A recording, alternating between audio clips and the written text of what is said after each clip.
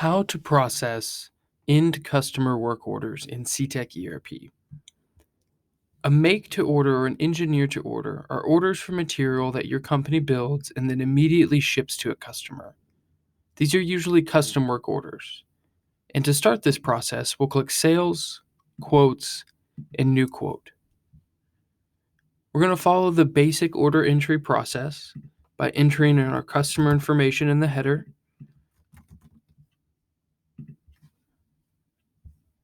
and then filling out any line information below.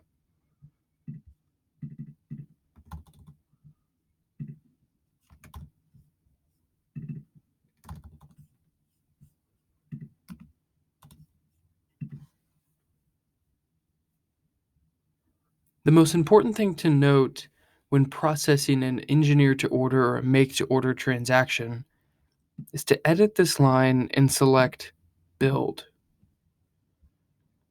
When I do this, a BOM Worksheet icon will display on this line here. This BOM Worksheet, once I click into it, allows me to view the entire bill of materials, the cost of each one of the components, maybe even the bill of materials of the sub-assemblies as well, any labor associated with this order, and the entire breakdown of this finished unit. For more information on how to use the BOM worksheet, check out the help documentation or the how-to guide on BOM estimation. I'll go back to the quote now. After all my lines have been entered and the quote is ready to be converted into an order, I'll click Commit to Order here on the left-hand side. I'll click my Commit to Order button. This finalizes the quote into an open order. And here we are, it's created.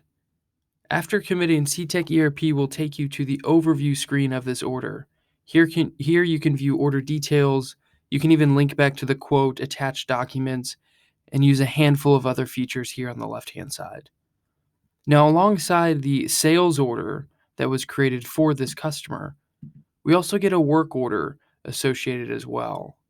Cetec generates a work order schedule based on capacity, creates an electronic pick list, and any other documentation along the order-specific job here. Now, to view this, I'll click Work Order View in line number 1, or I can click the number 1 here below, and you can see it takes me to the Work Order View.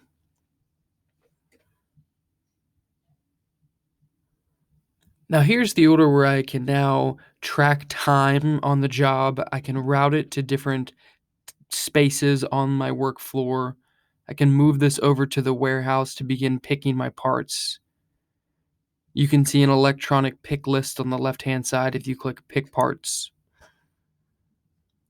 I can now pick the part number 1 off the shelf. I need 10 of those, so I'll pick 10 here, 20 of part number 2, 30 of part number 3, and so on and so forth.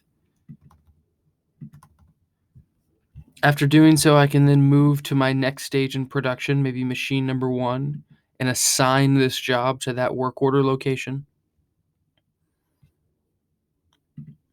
Going back to the work order, I can see now that it's at that location. I can sign off on this job and record any data here. I can even track time by clicking Start Work. This will start work and labor on the job in real time. You can see my user stamp and timestamp here. I can write off how many pieces I finish in this timestamp if I want to. When I click Stop Work, it actually logs time against the job. You can see the amount of time used against my estimate. Or if I'd like to, when I click Start Work, I can just add hours all at once.